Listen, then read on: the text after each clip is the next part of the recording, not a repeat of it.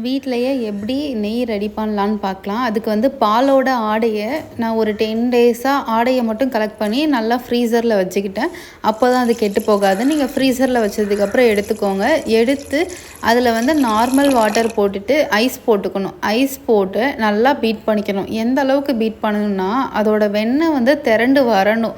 அந்த அளவுக்கு நல்லா பீட் பண்ணிக்கணும். ஒரு 10 மினிட்ஸில் திரண்டு வந்துடும். நீங்கள் ஐஸ் போட்டு போட்டு பீட் பண்ணுங்கள். அப்போ தான் வந்து அது ஹீட் ஆகாமல் இருக்கும். நீங்கள் பீட் பண்ணதுக்கப்புறம் இந்த மாதிரி வெண்ணெய் திரண்டு வந்துடும்.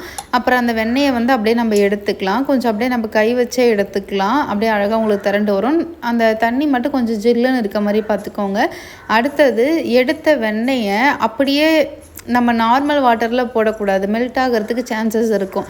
அதே மாதிரி இந்த ப்ராசஸ் நீங்கள் பண்ணும்போது மார்னிங்கே பண்ணணும், வெயில் வர்றதுக்கு முன்னாடி.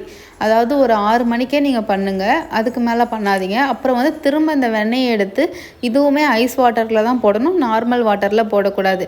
அப்புறம் ஐஸ் வாட்டரில் போட்டுட்டு அதுக்கப்புறம் நம்ம இதை வந்து உருக்க வேண்டியது தான். நீங்கள் பட்டர் வேணும்னா இந்த ஸ்டெப்லேயே ஸ்டாப் பண்ணிக்கலாம். நெய் வேணும்னா கடாய் வந்து ஹீட் ஆனதுக்கப்புறம் நீங்கள் எடுத்து வச்சுருக்க வெண்ணெயை போட்டு நல்லா ஹீட் பண்ணிங்க அப்படின்னா அது வந்து நெய் ஆயிரும். அதில் வந்து முருங்கைத்தழை வேணும்னா நம்ம போட்டுக்கலாம். நான் போடலை. அப்படியே அதை உருக்கிட்டு நான் வந்து மெஷர் பண்ணி பார்த்தேன். நான் எடுத்த வெண்ணெய் வந்து ஒரு 10 டேஸில் எனக்கு ஒரு 75 ml கிட்ட எனக்கு பியூர் நெய் கிடச்சிது. இதோட ஃப்ளேவர் அரோமா செமையாக இருந்துச்சு. அதோட கலர் பார்த்தாலே தெரியும் உங்களுக்கு, அந்தளவுக்கு நல்லா இருந்துச்சு.